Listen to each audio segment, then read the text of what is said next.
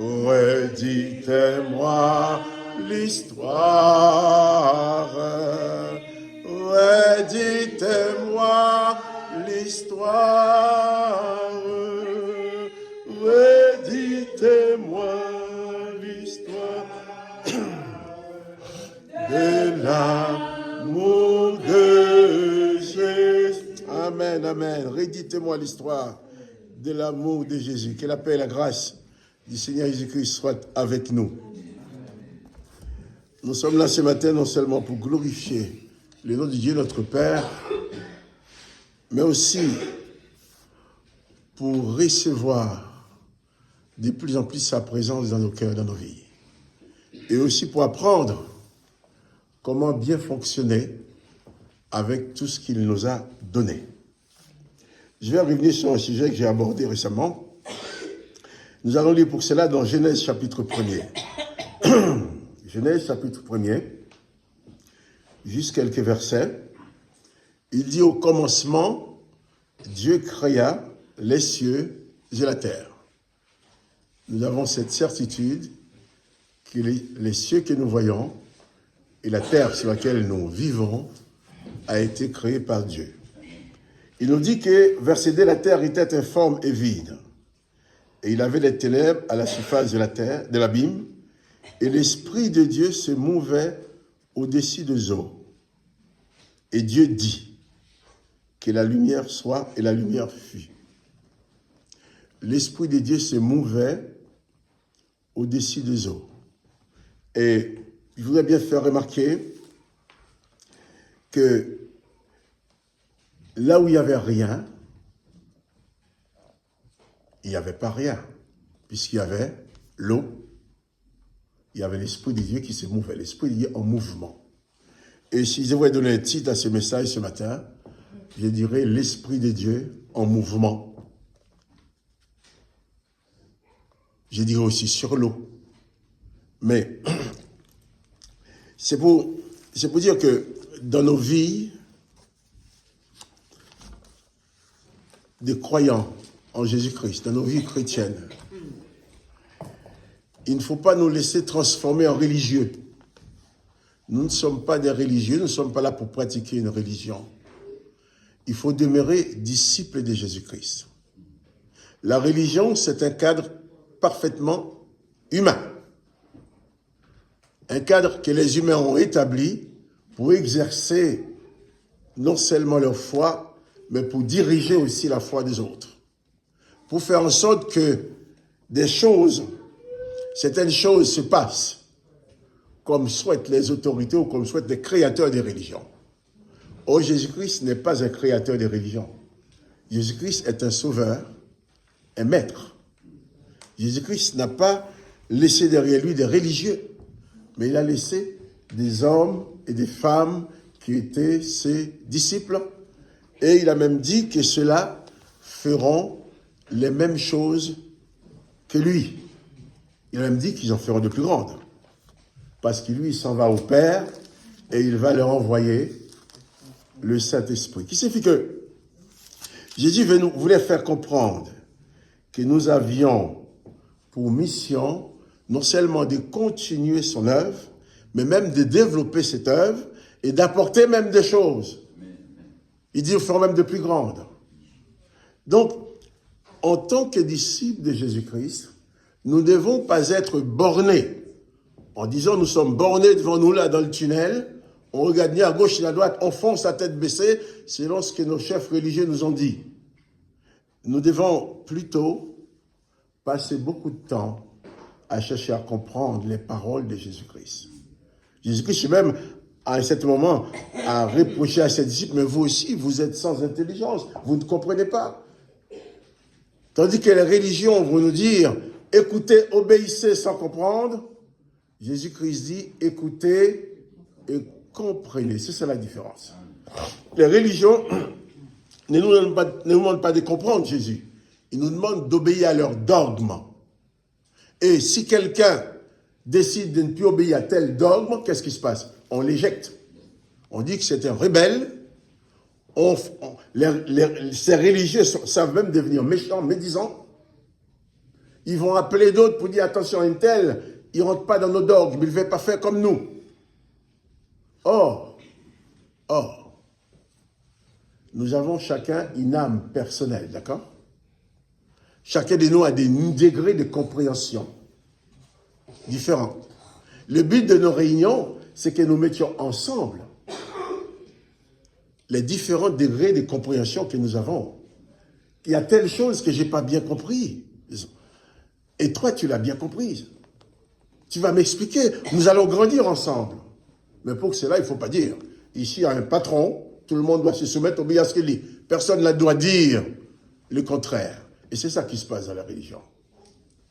Là, nous lisons qu'il y avait le mouvement de l'Esprit de Dieu sur les eaux. Et si nous lisons dans Matthieu, chapitre 2, Jésus vient sur la terre. Et pour venir sur la terre, qu'est-ce qui se passe? Jésus est passé par le ventre de Marie. Et dans le ventre de Marie, Jésus a resté 9 mois dans l'eau. Toujours l'eau. Il nous dit que, le texte nous dit, pour que Marie devienne enceinte, l'Esprit Saint l'a touché, n'est-ce pas? Et l'ayant touché, et Jésus a été conçu dans le ventre de Marie, mais toujours dans l'eau. Le bébé vit dans l'eau jusqu'à ce qu'il sorte du ventre de sa mère. Là encore, il y a l'esprit et l'eau qui ont produit aussi la venue de Jésus. Essayons de comprendre. Je ne suis pas là pour vous prononcer un discours pour dire « il a bien parlé ». Non, je ne cherche pas à bien parler, mais je voudrais que nous puissions comprendre cela, l'importance des choses. Au commencement, Dieu créa, il y avait l'eau et l'esprit. Et lorsque le Père a décidé de nous envoyer Jésus, il y avait aussi l'Esprit, ce même Esprit qui était là, qui a implanté Jésus dans l'eau du ventre de Marie. On suit jusqu'à maintenant?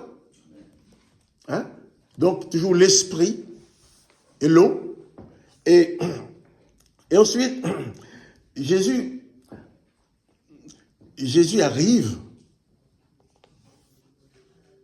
Qu'est-ce qu'il fait? Il grandit,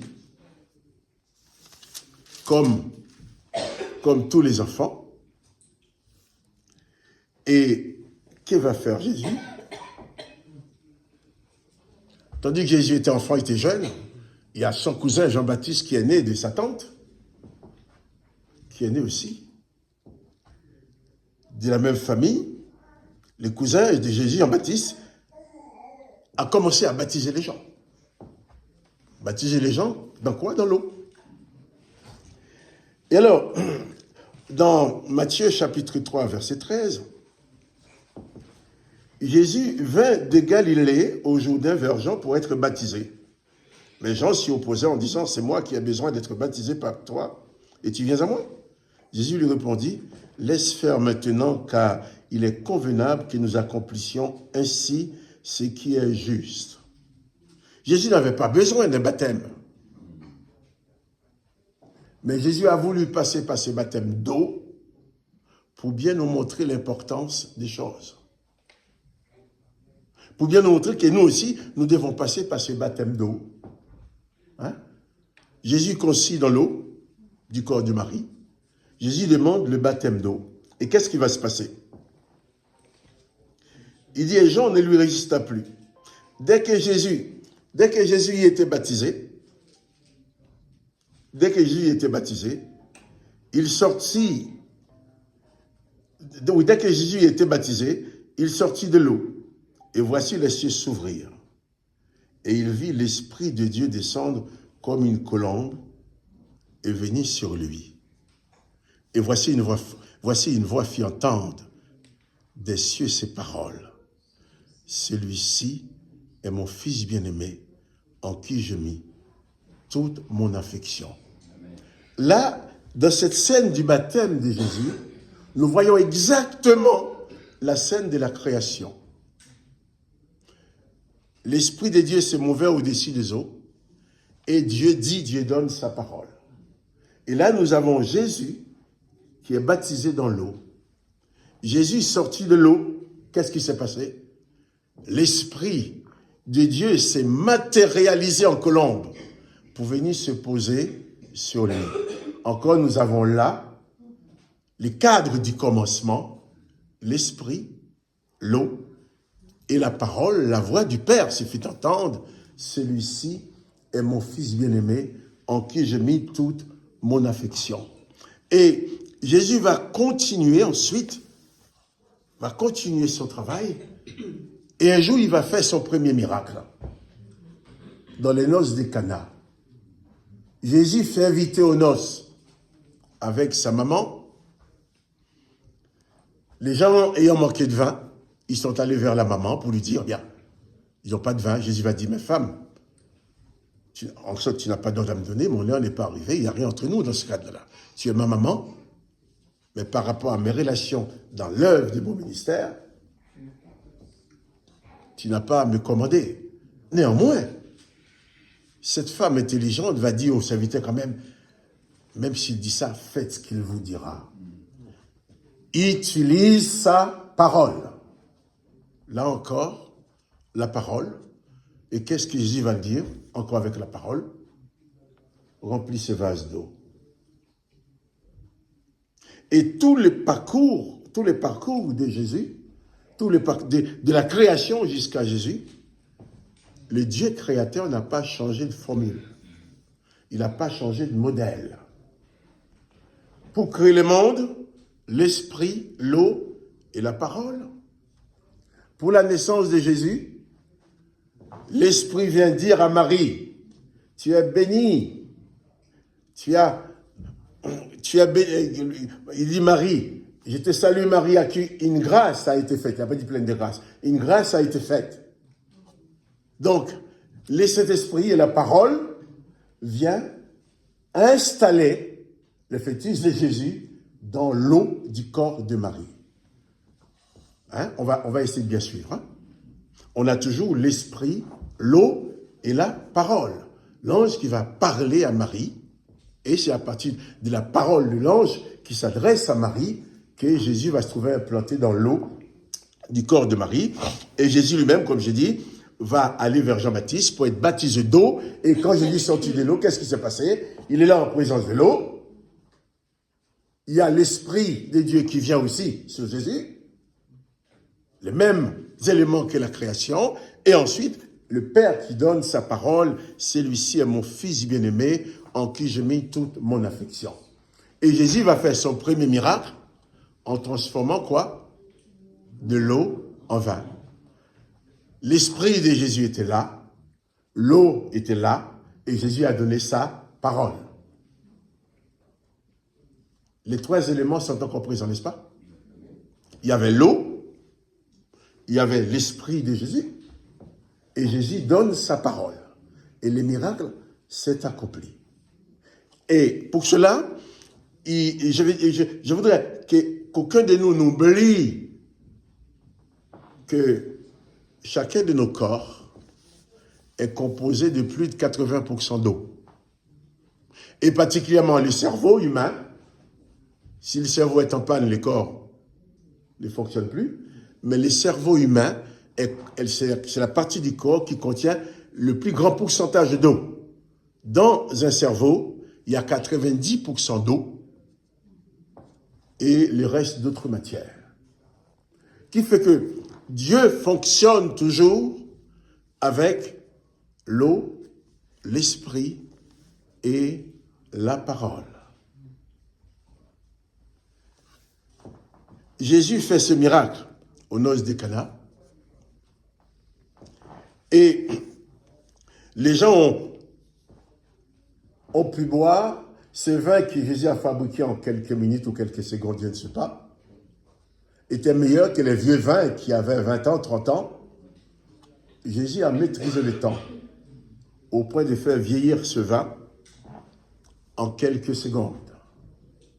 C'est pour dire que lorsqu'il y a la présence de l'eau, de l'esprit et de la parole, le miracle est possible. Je répète, lorsqu'il y a la présence de l'eau, de l'esprit, de la parole, le miracle est possible. Parce que dans ces trois éléments réside le pouvoir créateur de Dieu. Dans ces éléments réside la réunion de ces éléments et comporte le pouvoir créateur de Dieu qui peut appeler à l'existence des choses qui n'existent pas encore.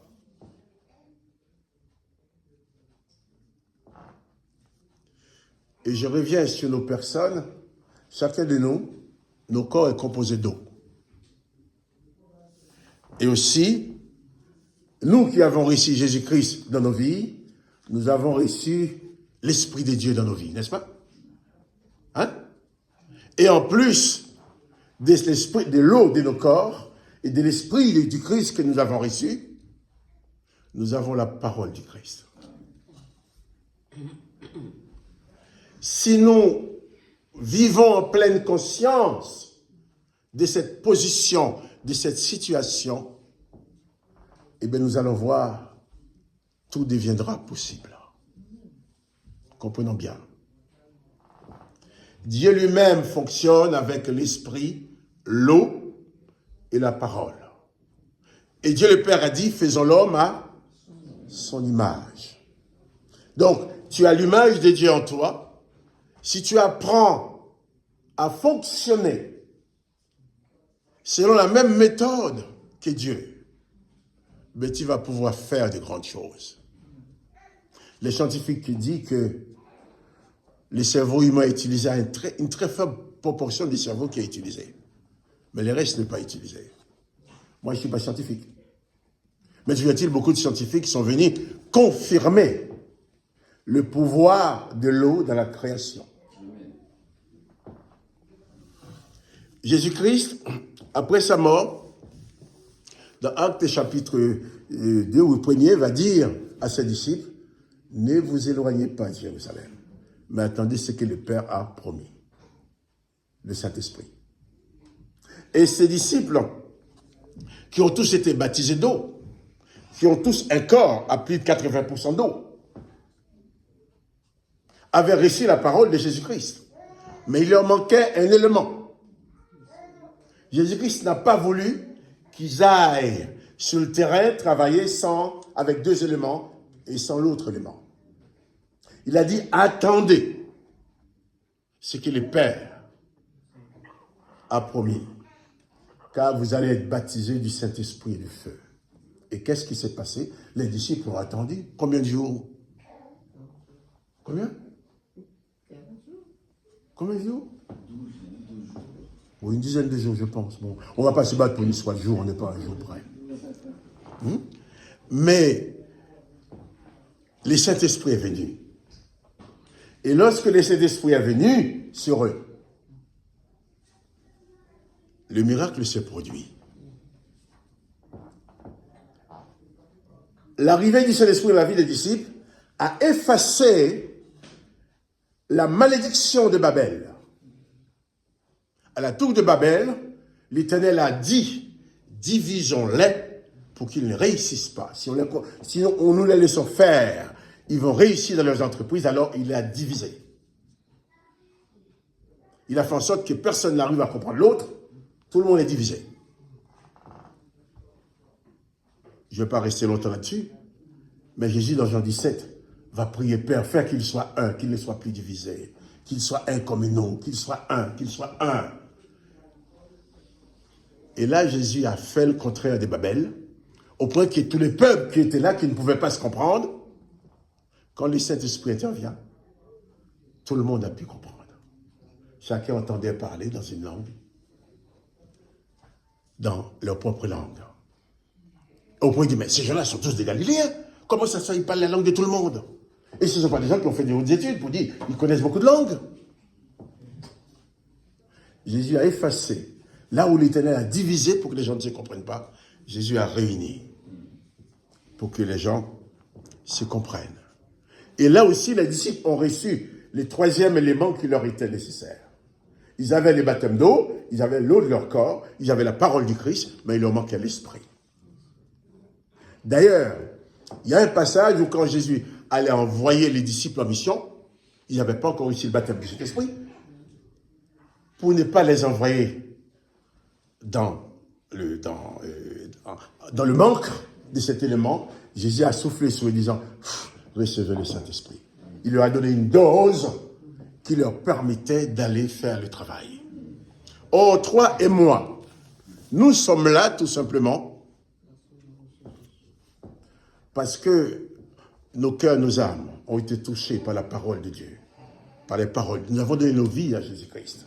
Mais Jésus-Christ ne veut pas que nous demeurions dans l'ignorance. C'est pour ça, au fur et à mesure, il nous permet de découvrir des choses. Ce que je suis en train de vous dire là, il y a 3 ans de cela, je n'étais pas capable de vous le dire. Vous voyez ce que je veux dire? Je n'étais pas capable de dire ces choses-là. Je n'avais pas compris ces choses-là. Et il y a certaines choses que j'ai comprises, et à cause de cette compréhension, je suis mis à l'écart de tous les pasteurs qui me connaissaient. Pourquoi la religion, c'est comme ça, on a établi comme ça, siècle après siècle, ça va être comme ça, on ne doit pas comprendre autre chose. Oh, Jésus lui-même nous appelle à réfléchir. Il a même reproché à ses disciples une fois, mais vous aussi, vous êtes sans intelligence, vous ne comprenez pas. Et là, moi, je veux bien que quelqu'un vienne me prouver qu'à la création, il n'y avait pas la présence de l'eau et l'esprit. Pour la naissance de Jésus dans le ventre de Marie, ah ben, il y avait l'eau du corps de Marie, il y avait l'esprit, il y avait la parole que l'ange a apportée.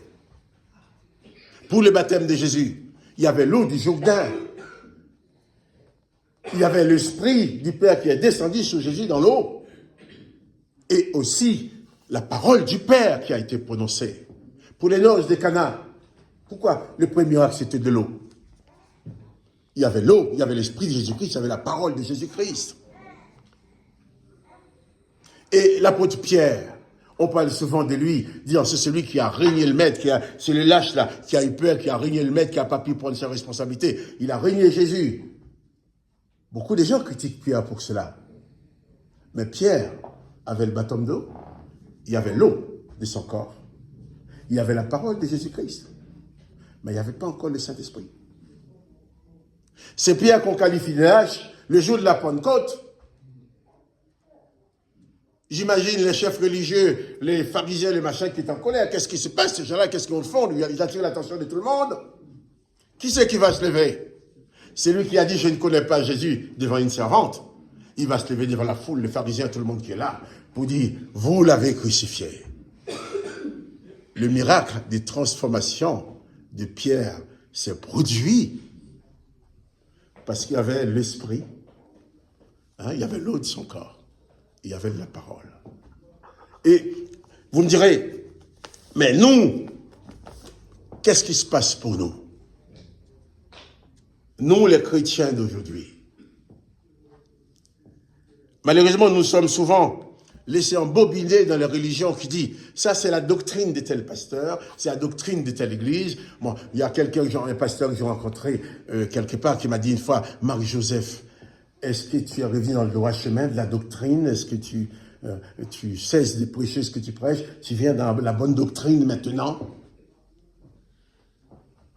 J'ai dit, écoutez-moi, je suis avec Jésus-Christ. Il dit, oui, mais qu'est-ce que tu fais de l'Éternel des armées? Je dis, écoute, si toi tu arrives, dans chaque circonstance de ta vie, à obéir parfaitement à l'Éternel des armées et parfaitement à Jésus-Christ en même temps, faites-le, mais moi, je ne sais pas le faire. Parce qu'il y a un qui dit qu'il faut détruire l'ennemi, l'autre dit quoi? Il faut l'aimer. Il y en a un qui œil pour œil, dent pour dent. Tu referas à l'autre la même blessure. Il y a l'autre qui dit le contraire. On ne peut pas servir de maître, à moins que ces deux maîtres t'apportent un enseignement identique. Or, ce n'est pas le cas. Nous sommes ici en présence de ce mode de fonctionnement de Dieu depuis la création. Et Jésus est venu, il a fait la même chose. Et nous voyons que les apôtres qui avaient peur, quand Jésus était crucifié, qu'est-ce qui s'est passé? Pierre l'a régné, ensuite il a rejoint l'autre, il a rejoint les autres. Ils sont tous partis se cacher dans la peur. Parce que Il dit, si on tue le maître, nous, on va nous attraper. On va nous faire la même chose, on ne veut pas passer par là, on se cache. On se cache. Alors, après la résurrection, Jésus va traverser le mur pour dire, mais la paix soit avec vous. Mais regardez, c'est bien moi et celui-là. Et c'est ces gens-là qui avaient peur, qui étaient cachés, et c'est eux qui vont, après une scène d'abord des guérisons, Pierre et Jean qui montaient au temple, et qui a vu un paralytique, et ils vont s'adresser à cet homme. Je n'ai ni argent ni or, mais ce que j'ai, je te le donne. Au nom de Jésus de Nazareth, lève-toi et marche. Et cette personne va se lever pour marcher. Bien sûr. On va dire que c'est tout simplement un miracle. Mais on peut aussi expliquer que Pierre et Jean, remplis du Saint-Esprit, ont donné la parole à l'eau du corps de cet homme. Et l'eau de son corps a reçu le message et il a créé la guérison. On peut commencer à expliquer le miracle.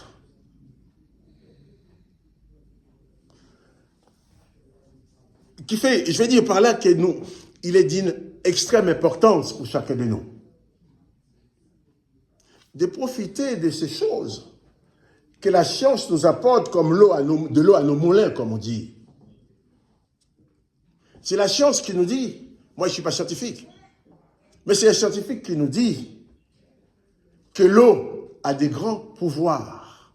L'eau est capable d'enregistrer les informations et de les exécuter. L'eau est capable d'enregistrer des informations. Tu peux confier un message à l'eau et tu vas boire cette eau-là.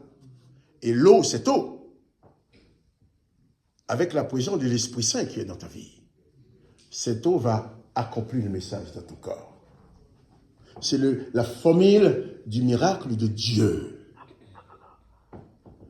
Il y a des personnes que Jésus a guéries. Mais comment seulement, on va dire, oui, mais c'est miraculeux, la puissance de Jésus, il parle et puis la personne est guérie. Mais Jésus parle à qui pour que la personne soit guérie? Hein? Il parle au corps. Le corps qui est composé de plus de 80% d'eau. Jésus parle à l'eau du corps. L'esprit de Jésus, la parole de Jésus, l'eau du corps produit la guérison. J'espère que j'arrive à me faire comprendre. Donc, je voudrais nous appeler à vivre en pleine conscience. Maintenant, la science nous aide à comprendre le fonctionnement de notre foi. Moi, je dis, c'est la science qui vient au secours de la foi. On va dire, mais comment ça se fait ci, comment ça se fait là? Mais maintenant, en fouillant, en lisant, j'ai pu comprendre que le Père a créé tout à partir de l'eau, l'esprit et la parole.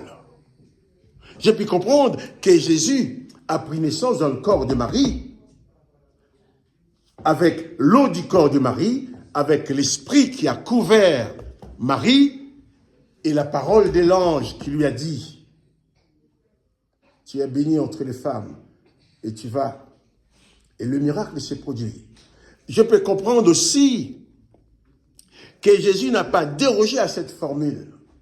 Il n'a pas mis ça de côté, dit moi Jésus arrive, j'ai fait à ma manière. Non. Il a été se faire baptiser dans l'eau. Étant dans l'eau, le Saint-Esprit est venu sur lui. Le Père a donné sa parole.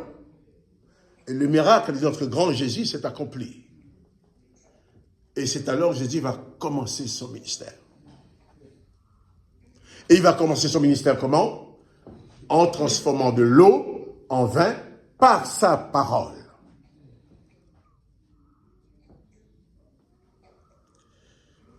Je vais venir à nous, à nos corps. Je reviens à nos corps. Le corps, nos corps composés de tous les éléments, des cellules. Et chaque cellule du corps, c'est quoi? c'est de l'eau enveloppée dans une membrane. C'est ce que disent les scientifiques. Hein. Il y a un liquide dans une membrane, c'est une cellule.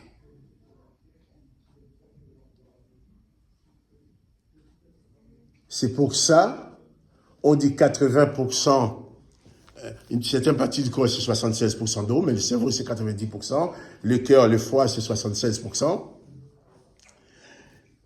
Pourquoi?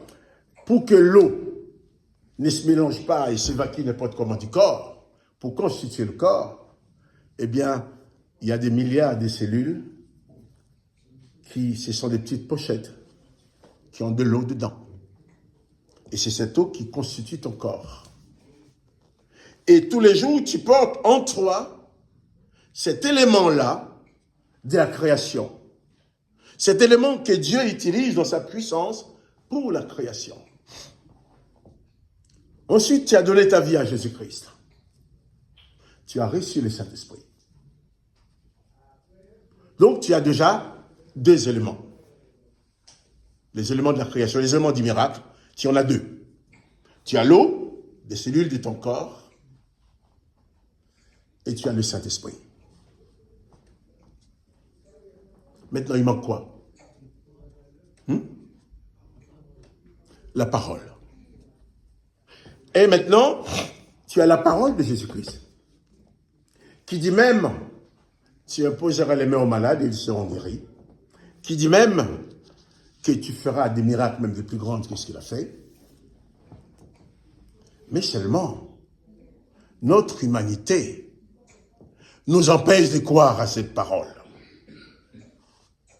Même quand nous la prononçons, moi je me rappelle le premier miracle que j'ai vu personnellement, j'avais 22 ans, ça fait quelques semaines quoi. Hein? J'avais 22 ans, j'ai dit vous raconter ça. J'allais chez ma mère, mais pour arriver chez ma mère, j'ai dû passer devant, dans la cour de ma parraine. Ma marraine. Oh, tu dois reconnaître ma marraine, monsieur, madame, Mrs. Voilà.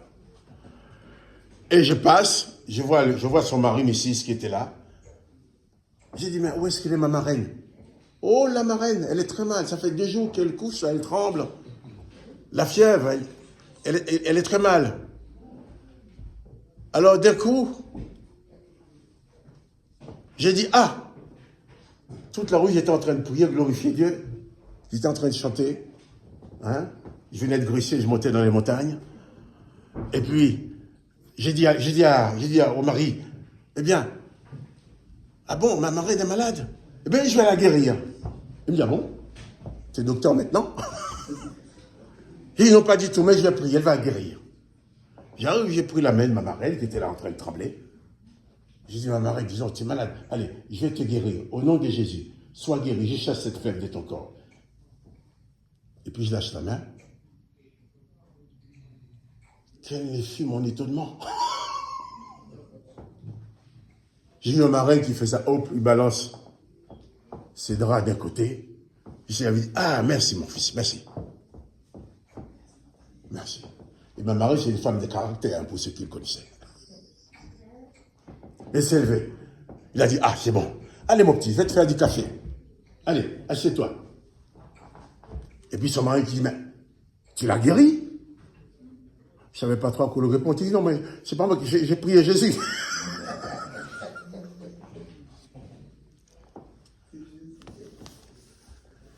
Notre vie de tous les jours,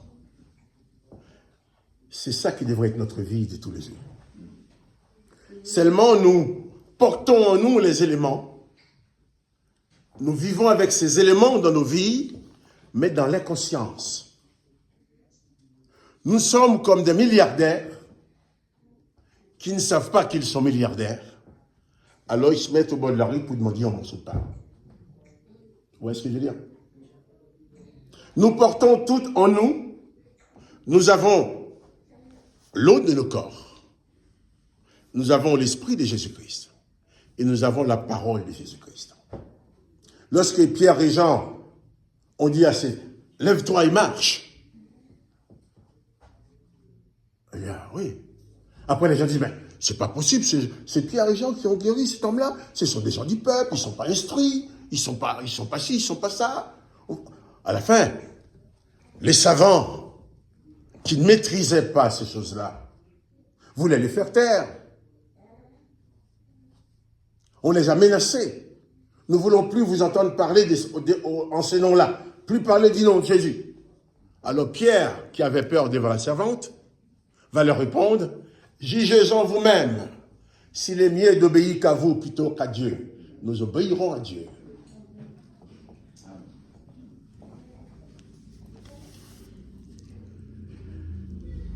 Nous avons aujourd'hui les moyens de comprendre le mécanisme des miracles et des guérisons. Les mécanismes des miracles qui s'accomplissent. Changer de l'eau en vin, ce n'est pas une guérison. C'était une transformation de produits, une transformation de l'eau.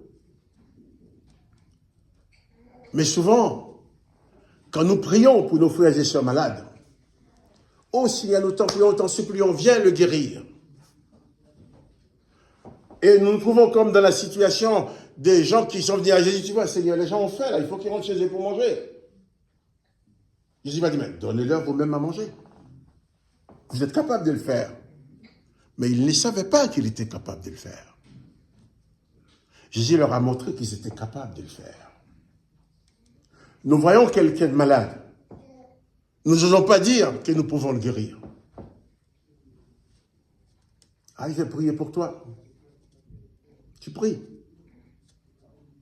Mais peut-être si sur place, tu oses dire à la personne, j'impose mais que tu sois guéri dans le nom de Jésus. Tu adresses la parole, tu donnes de l'ordre à l'eau du corps de la personne de transformer les choses. On verra des miracles. Mais seulement, faudrait-il que nous soyons conscients à chaque moment de la présence de l'Esprit de Dieu dans nos corps. La présence de l'Esprit de Dieu dans nos corps. Que nous soyons remplis de lui. Parce que sinon, les soucis de la vie, les événements de la vie, on oublie ce qu'on est. On oublie ce qu'on a. On oublie ce qu'on a.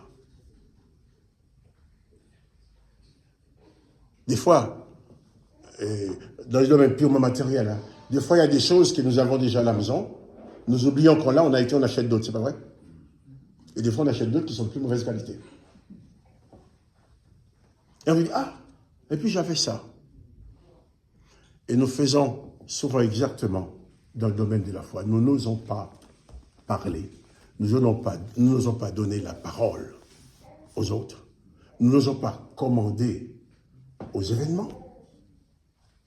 Or même, si l'eau que le Père utilise pour la création, je cite quelques scientifiques, bien sûr, que le corps scientifique médical ont mis de côté parce qu'ils allaient trop loin, qui expliquent que l'eau que nous buvons, si nous avons une eau pure, nous pouvons conditionner cette eau avant de la boire, confier une mission à cette eau et l'eau va remplir la mission, la fonction dans nos corps. L'eau fait partie des éléments de la création. Donc, avec l'eau, l'esprit qui est en nous et la parole, nous devons pouvoir créer la guérison dans les corps. Parce que le corps, c'est de l'eau. Quand Jésus disait à telle personne, lève-toi et marche, il s'adresse à qui? Vous me direz, à la personne. Mais la personne va entendre comment? Il va entendre avec les cellules de ses oreilles. Le corps de la personne va entendre l'ordre de Jésus. Et le corps, c'est quoi? C'est de l'eau. Et c'est l'eau qui va recevoir le message de la parole, de la présence de l'esprit, et qui va produire la guérison. J'espère que j'arrive à me faire comprendre.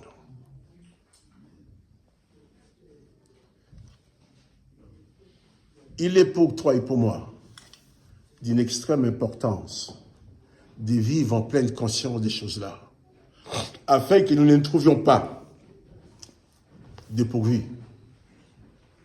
que nous ne trouvions pas coincés, que nous ne tombions pas dans les pièges. Et de plus, si nous sommes conscients que nous portions en nous ce trésor qui est l'Esprit de Dieu et la parole de Dieu et l'eau de nos corps, il y a des choses que nous n'allons pas du tout faire parce que ces choses-là peuvent porter atteinte à l'eau de nos corps. Parce que il est important de boire de l'eau pure, mais il est important aussi de veiller à la pureté de l'eau du corps. À la pureté de mon esprit, de l'esprit. Par exemple, quand quelqu'un est fâché, il se met en colère. Est-ce qu'il maîtrise quelque chose? La colère arrive, on ne maîtrise rien. Quand on a peur, est-ce qu'on maîtrise quelque chose? C'est la panique. On peut faire n'importe quoi. Et le chrétien qui a peur, c'est un chrétien inconscient, qui n'est pas conscient qu'à chaque instant de sa vie, chaque domaine de sa vie, il y a l'Esprit de Dieu qui habite l'eau de son corps. Il y a la parole de Dieu qui habite en lui. Quoi qu'il arrive, Dieu viendra toujours à ton secours. Il n'est pas conscient que Jésus-Christ dit qu'il est son bon berger. Et j'aime bien dit, tandis qu'Israël dit Adonai Roi, en hébreu, l'Éternel est leur berger. Jésus arrive, Jésus ne dit pas que l'Éternel n'est pas leur berger. Jésus dit, je suis le bon berger. Le bon berger n'ôte pas la vie. Le bon berger donne sa vie. Je suis le bon berger, dit Jésus. On a peur parce qu'on a perdu conscience, on a oublié que le bon berger était là. On se met en colère parce que telle personne est en colère, il t'a insulté, ben tu te mets en colère aussi pour faire pareil. Tu oublies que l'eau de ton corps, l'esprit qui est dans ton corps et la parole de ta bouche sont au service de Dieu, au service de Jésus-Christ. Quand quelqu'un s'est mis en colère, j'ai vécu ça avant-hier, hier, des personnes qui se mis en colère, qui m'ont insulté, tout. Mais attention, des personnes à qui j'avais rendu service en plus. Et quand les personnes m'ont insulté, alors j'ai rigolé, j'ai ri. Il dit, ah bon, tu te moques de moi, tu me manques de respect, tu ris. Je dis, mais vous m'insultez, vous êtes en colère, mais moi je ne suis pas en colère. Je suis content. Je ne suis pas en colère, donc je ris. Ah mais si vous riez, vous vous moquez de moi. Je dis, non, je ne me moque pas de vous. Il me dit, madame, je ne participerai pas à votre colère. Vous êtes en colère, vous vivez votre colère tout seul, mais moi je suis en paix. J'ai pu faire ça parce que j'étais conscient de la présence du Père dans ma vie. Conscient de l'esprit du Père dans ma vie. Conscient que je ne dois pas polluer l'eau de mon corps avec la colère. À chaque fois que tu te mets en colère, tu fais du mal à ton corps, du mal à ton âme.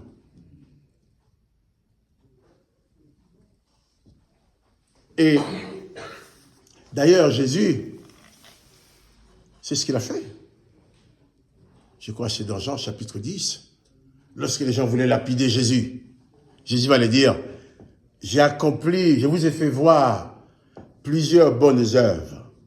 Dites-moi pour laquelle vous voulez me lapider.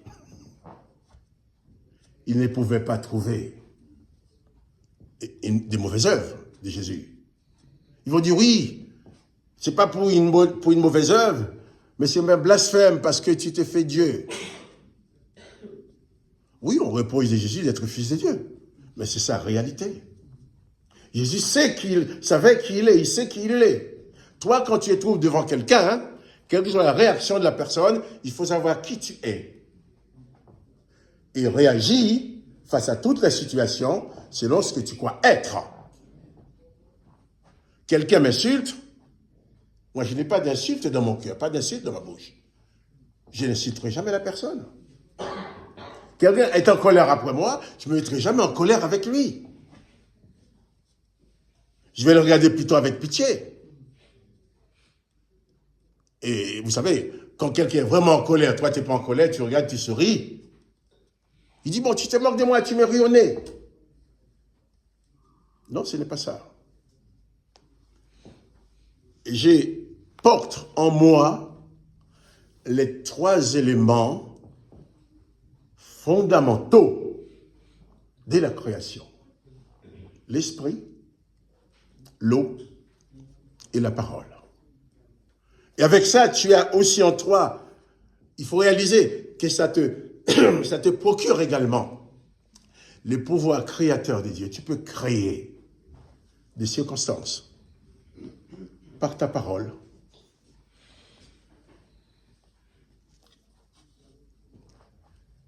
J'aurais tant aimé que nous puissions tous expérimenter cela.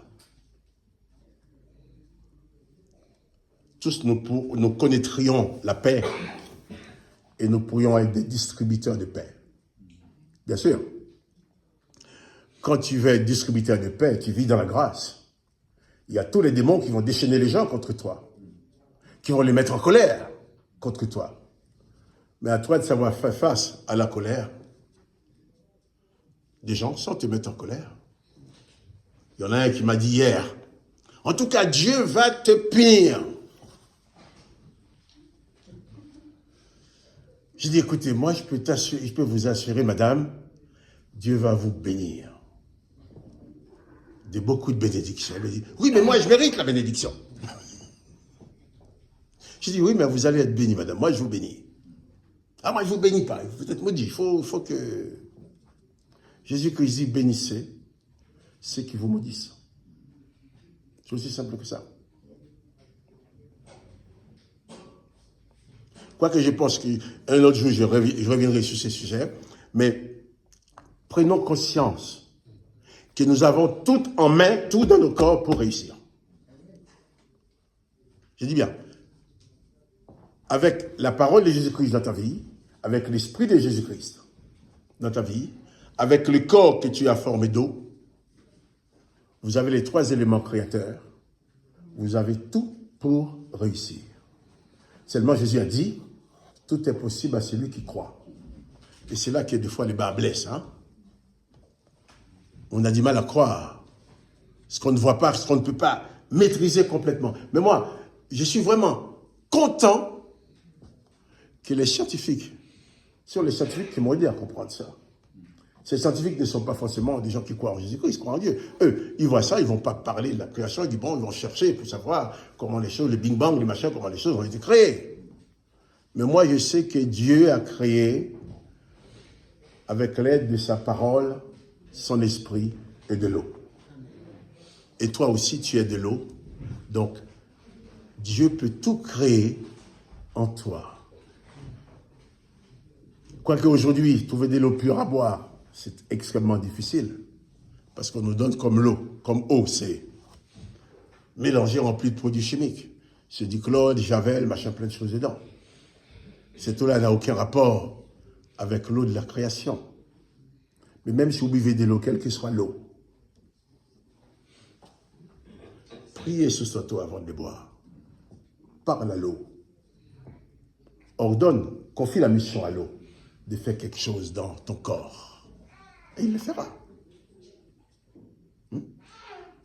J'ai amené ici de l'eau qui vient de chez moi dans une machine qui purifie bien l'eau, qui donne une eau pure, qui n'a plus aucun de ces déchets dedans. Vous vous rendez compte? L'eau qui est là, l'eau a entendu nos chants, l'eau a entendu nos prières, l'eau a entendu la parole que j'ai prononcée.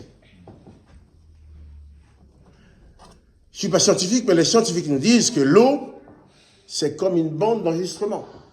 L'eau devant vous, c'est comme vous avez une cassette, vous parlez devant la cassette. L'eau enregistre tout. On raconte même qu'il y avait des gens des armées du temps de la Deuxième Guerre mondiale, apparemment, qui ont bu que de l'eau dans une réunion qui parlait de la façon qu'elle allait détruire les gens. Ils étaient tous malades. Parce que l'eau a entendu les paroles de destruction qui étaient prononcées. L'eau a voulu accomplir ça dans leur vie. Donc, comprenons bien que Dieu met à notre disposition les éléments que lui-même utilise pour créer des choses. Et nous pouvons être créateurs comme lui. Seulement, plaçons nos vies sous les ordres de l'Esprit de Dieu. Et que l'Esprit de Dieu remplisse chacun de nos cœurs. Et que quand nous buvons un verre d'eau, que nous puissions dire à ce verre d'eau, tu fais partie de ma création, je suis eau comme toi. Alors, tu vas purifier mes cellules, tu vas purifier mon corps. Car l'eau que nous buvons, c'est pour renouveler l'eau de nos corps. Si l'eau de nos corps est trop acide, ou il y a trop d'impureté dans l'eau que nous buvons, ça s'installe dans nos corps, ça fait la maladie. Mais si nous avons dans nos corps une eau pure, l'eau de nos corps est pure, comme l'eau de la création, nous aurons une meilleure santé. Et cette eau-là de la création, on peut la conditionner par la parole.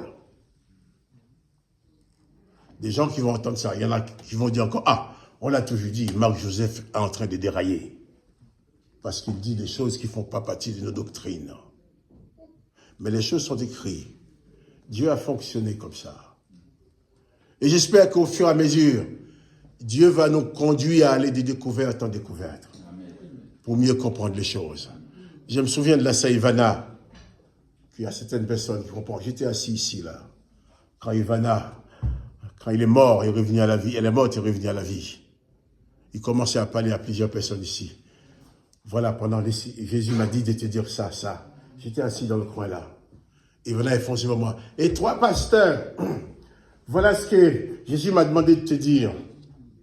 Il a demandé de prêcher tout l'évangile. Pour l'instant, tu n'as prêché que 5%. Dépêche-toi de prêcher les 95%. Je ne sais pas s'il y a des personnes ici qui se rappellent de cela. Et qui étaient là. Dépêche-toi de prêcher les 95%. Moi, je suis dans mes petits souliers. Moi, il m'aurait dit, tu as prêché 95%, non, il manque 5%. Je dirais, bon, je suis un bon prédicateur, j'ai prêché, j'ai fait les choses comme il faut. Il me dit, tu as prêché 5%. Mais Dieu veut que tu puisses prêcher 100% de l'évangile. Dépêche-toi de prêcher les 95%. Là, j'avais mes 2 pieds dans un petit soulier. J'ai dit, mais je ne pouvais pas répondre à Ivana, qu'est-ce que je vais lui dire? Je ne peux rien dire. Mais après, j'ai dit, mais Seigneur, j'ai prêché tout ce que je sais, mais où est-ce que je vais trouver le reste? Et quelques ans après, le Seigneur m'a ouvert les yeux sur beaucoup de choses. Quand j'ai commencé à le prêcher, j'ai été viré des communautés des pasteurs. Parce que tu dis des choses que, si tu vas utiliser ces choses-là, tu vas troubler les gens de nos églises.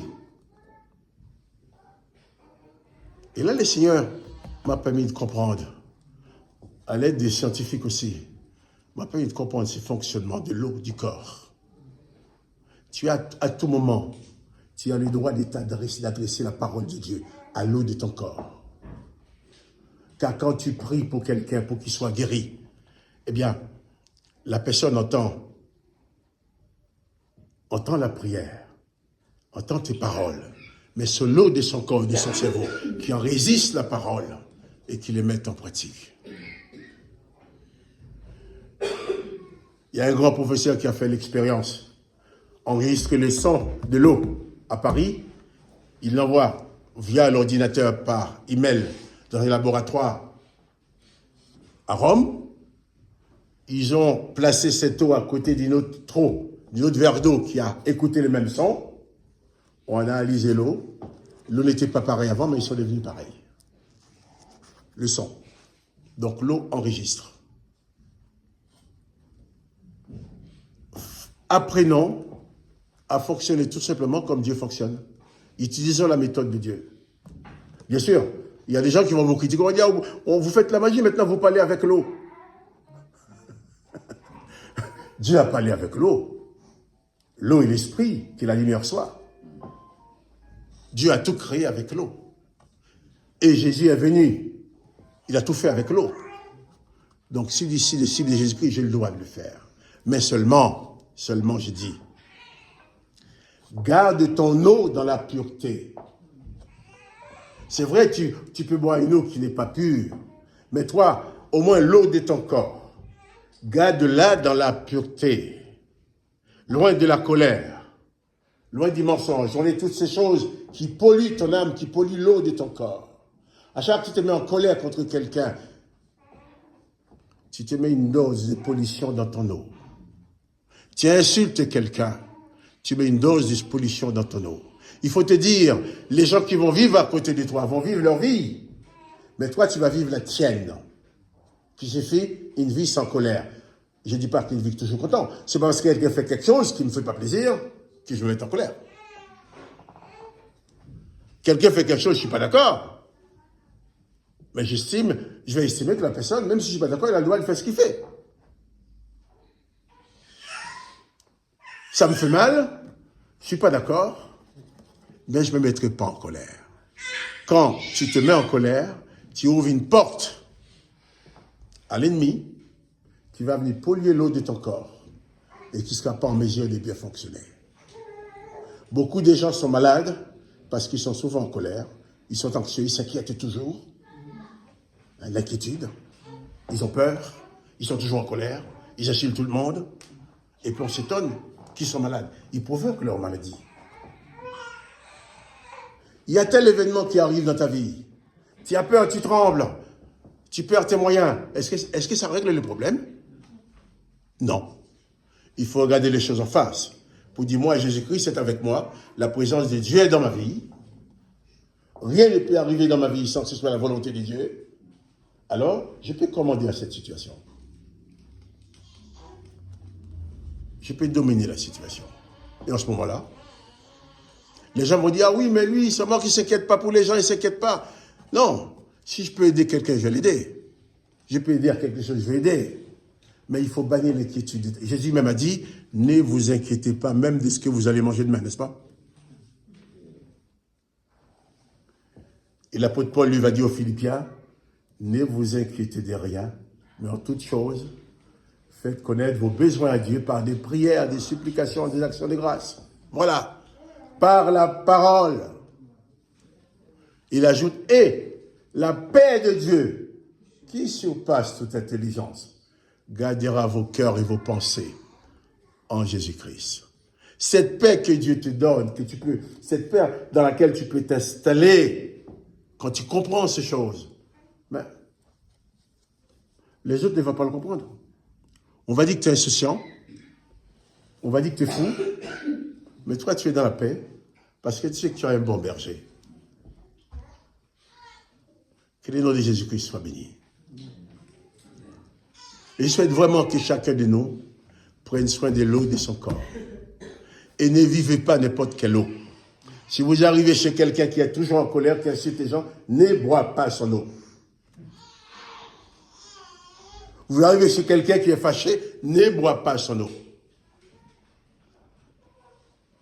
Parce que tout ce que tu vas avaler chez la personne, ça va aller empoisonner l'eau de ton corps. Parce que l'eau reçoit le message. L'eau entend le juron. Quand vous regardez votre télévision chez vous, je vais beaucoup plus loin. Vous avez la bouteille d'eau sur la table. Vous regardez votre télévision avec quelquefois des insanités, des choses tordues là-dessus. Je ne sais pas ce que vous regardez. Hein. Moi, je vous avoue que je regarde la télévision environ peut-être un quart d'heure par semaine. Ça me prend, j'écoute un peu les informations même. Mais vous écoutez les informations avec ce qu'on raconte. Ne mettez pas votre bouteille d'eau à côté de la télé, sur la table. Mettez votre eau à l'abri. Parce que toutes les bêtises qu'on raconte, toutes les choses choquantes, les abominations qu'on raconte, l'eau l'enregistre. La Bible nous le montre, mais les scientifiques le disent maintenant. On pourra me dire que je suis fou, mais c'est pas grave. Ces scientifiques ont dit qu'ils sont faux aussi, mais ils l'ont prouvé. Hein? Donc, faites attention. Si vous arrivez chez quelqu'un, vous avez c'est quelqu'un qui insulte, qui injure, qui raconte des bêtises, ne bois pas son eau. Parce que l'eau que vous buvez apporte des informations aux cellules de vos corps. Et si les informations sont négatives, le corps réagira négativement. Si les informations sont positives, le corps réagira positivement. Donc faites attention, n'avalez pas n'importe quoi. Si vous voulez que votre corps fonctionne selon le plan du Créateur, eh bien, ne il ne faut pas y mettre des choses qui sont contraires aux éléments que le Créateur a prévus. On va prier ensemble si vous voulez. Moi, je n'ai pas prié pour que l'Esprit, le Saint-Esprit vienne parmi nous. Il est déjà parmi nous. Il est déjà dans ta vie, dans mon cœur. Il faut seulement, je dis bien, il faut que nous soyons des personnes conscientes, je dis bien, conscientes de ce que nous sommes, de ce que nous vivons. Et, comme Jésus a dit, si tu crois, tu verras la gloire de Dieu. Il a dit, tout pouvoir lui a été donné, et rien n'est impossible à celui qui croit. Alors, soyons donc bénis ensemble. Lorsque nous prions, que nos prières soient remplies d'adoration, de louanges. Mais devant les événements, au lieu de dire à Dieu, viens changer cet événement, il faut ordonner que les événements changent. Tu as le pouvoir. Comprenons bien. Tu as le pouvoir de dire, il y a l'eau de ton corps, il y a l'Esprit de Dieu qui est en toi, tu donnes la parole. La vraie prière n'est pas d'ici, je t'en supplie, viens faire ça pour moi. Eh bien, tu commandes aux événements, tu as le pouvoir de le faire. Même s'agissant des démons, des esprits mauvais, contrairement à l'Éternel des armées, complètement à l'Ancien Testament, Jésus-Christ te donne le pouvoir pour dominer sur les démons et les mauvais esprits. On aura encore d'autres occasions d'en parler. Que le nom de Jésus-Christ soit béni. Prions maintenant ensemble. Si vous voulez vous lever avec moi, prions. Élevons nos voix. Remercions Dieu. Et prenons conscience surtout. Faisons monter nos paroles de louange vers Dieu le Père. Et prenons conscience que nous détenons le pouvoir. Avec l'eau, l'esprit et la parole, nous portons le pouvoir en nous. Il nous suffit de l'exercer. Père, je te bénis pour avoir tout mis à notre disposition. Nous ne comprenons pas toujours. Nous ne réalisons pas toujours. Nous n'arrivons pas toujours à faire les choses parce que souvent nous sommes dans l'inconscience. Et nous te demandons par ton Saint-Esprit de nous réveiller afin que chacun de nous puisse vivre en pleine conscience de ce que tu as mis en nous. Que la colère, les mensonges et tous les autres choses ne viennent pas polluer nos vies. Et que nous gardons l'eau de nos corps pure pour toi. Et qu'à partir de cette eau pure, que tu puisses accomplir tous les miracles que tu veux au travers de nous. Nous te bénissons. Nous te rendons gloire. Et te remercions pour tout ce que tu nous donnes, Papa, dans le nom du Seigneur Jésus-Christ. Amen. Amen. Que la paix et la grâce de Jésus-Christ soient sur nos vies et soyons dès aujourd'hui des personnes conscientes, j'ai du bien. Sois conscient de ce que tu es et ta vie changera.